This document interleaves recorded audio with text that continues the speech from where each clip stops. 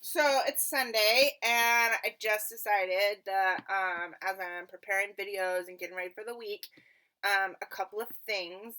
Um, One, I just wanted to kind of tell you guys again that I'm here for you if you need anything. If you want to just chat, please feel free to reach out. I'm here. I don't have any kids or anything, so feel free to call me or message me or on any platform. I'm here to talk or listen or anything. Okay, so just want to make that clear.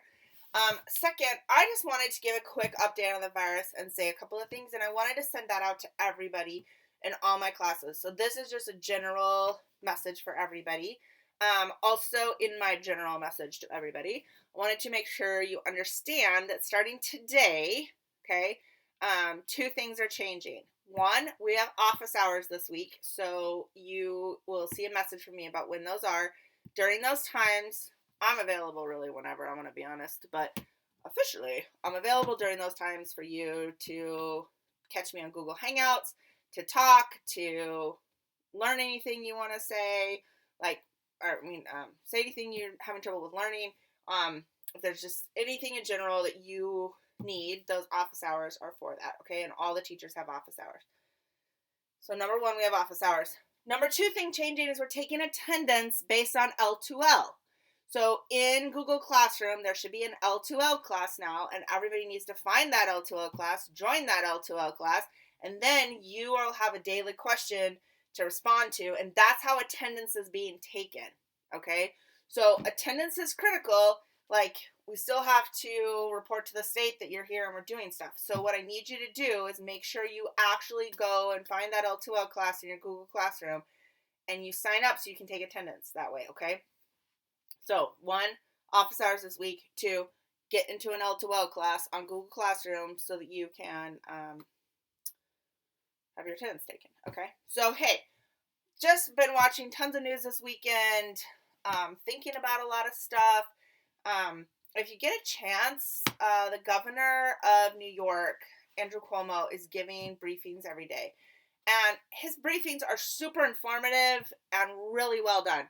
And I know we're not in New York, but really, he is leading the country in what it means to do this well. So I just would challenge you to listen to Andrew Cuomo's stuff if you haven't had a chance yet. Anyway, they show his daily briefings. I'm sure you can find them on the internet too. So just a heads up, they're really good. Okay, so let me just put some numbers in perspective, because I'm definitely really following this and trying to pay attention. So I wanted to definitely put these numbers in perspective. Bring this a little closer. Okay, so here we go.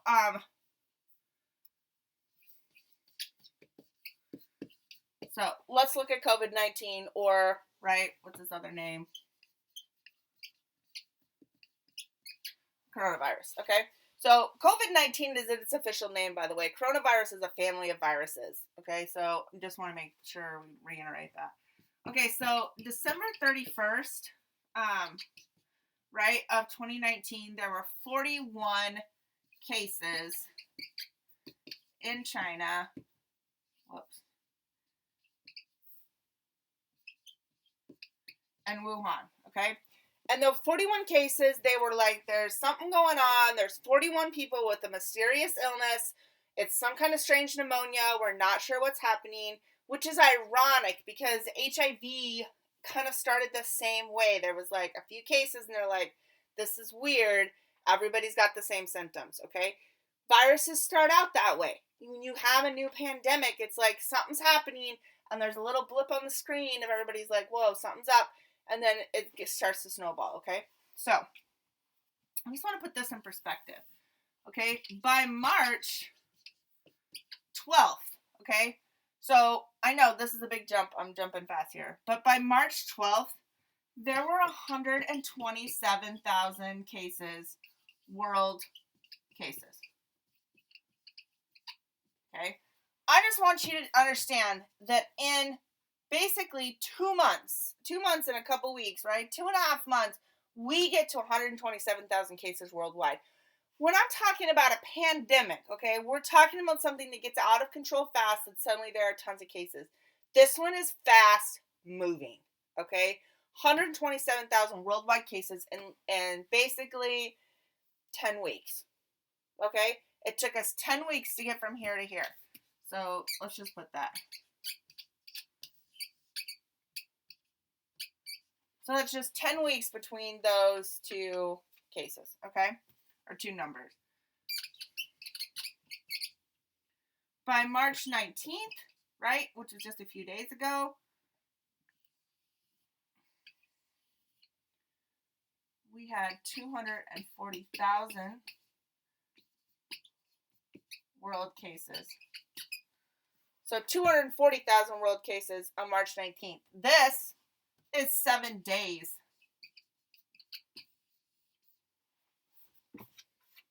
That's crazy.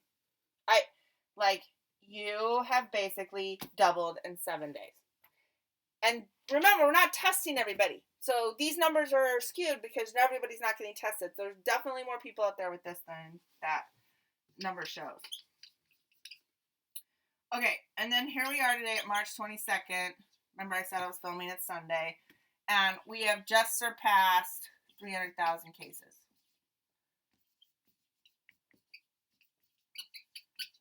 Okay? And so, ready? 19th to the 22nd, right? We're talking about 4 days. 3 days.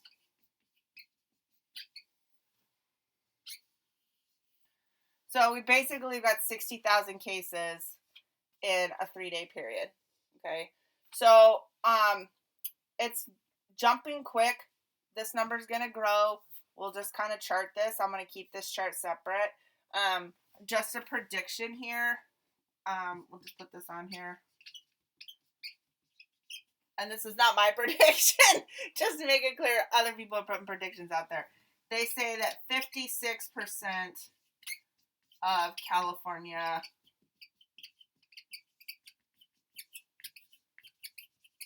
will have it by May. And we're going to just pray that it's not true. So having it could also mean you don't really get sick. Having it could mean little kids having it but not getting sick and passing it. So this is why the quarantine, this is why shelter in place is so important, because we do not want to get to a point where we actually have that number, okay, if that makes sense. So I just wanted to share that a little bit. Let me just grab another piece of paper because I want to put some other facts. We're just going to save this and kind of keep track of like where that goes and what's happening with that. So I'm just going to put that off to the side for a minute. And let me just put up another sheet of paper here. I know I need a whiteboard, like a bigger whiteboard. I have a tiny whiteboard, but not big enough. Okay. All right. So also I just wanted to kind of put this into place. So January 11th.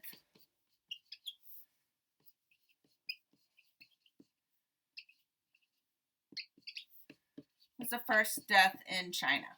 Okay, so January 11th is the first death. February 19th, so a little more than a month later, right? They had 811 deaths in China. That D is going to stand for deaths. So 811 deaths in China by February. Oh no, that's not the 9th. Sorry. Just the 9th, February 9th. So a month later. February 29th. Just make sure.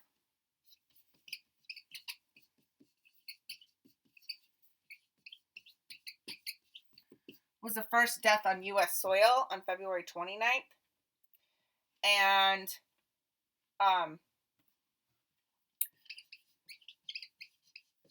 by March 19th, right, we have 240,000 world cases, right? And that death number, I think we're at 30,000 now. I forgot to look that up. But it just kind of gives you an idea, right? Then I just wanted to like separate this out and just give you the two biggest states. New York and California are the biggest. So let me do New York first. So, and I'll separate this out. So New York, right, on March 13th, okay, I just want to show you in perspective.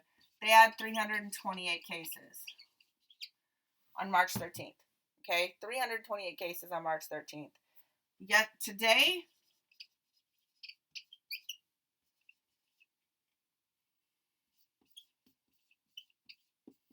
10,000 plus.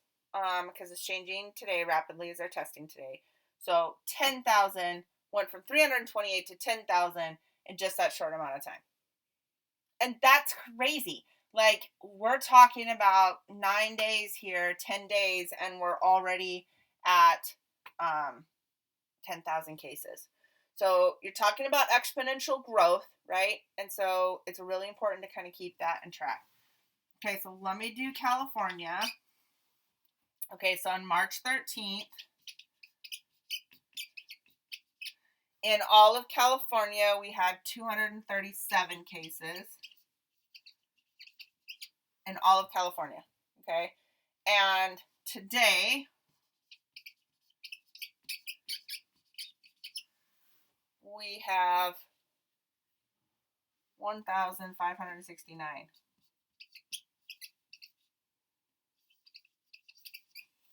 Okay, so no, we're nowhere near New York, but they are ahead of us on having this virus. Also ahead of us on testing. We've not done nearly the amount of tests that they've done, and so we really have to get focused on that. There has been 28 people who've died in California. There are 600 in the Bay Area, just like where we are, just to kind of put it in perspective. There is 673 cases. So just want to kind of put that in perspective. In the Bay Area, that's how many cases we're talking about. Exponential growth. So look, staying home is what we have to do. Like, if you don't want these kind of numbers where we're jumping in crazy numbers every few days, we really have to keep home. And that's why they were like, this is moving so fast in New York, we got to put everybody at home. Okay. So really, California was trying to be on the cutting edge, so to speak, of trying to stay ahead of this, and letting hospitals again gather time to get supplies. So I just want to give you, like, I guess, a little numbers update on that, and reinforce staying home. Listen, I know people want to have parties, people want to go do stuff, people want to, like, get together.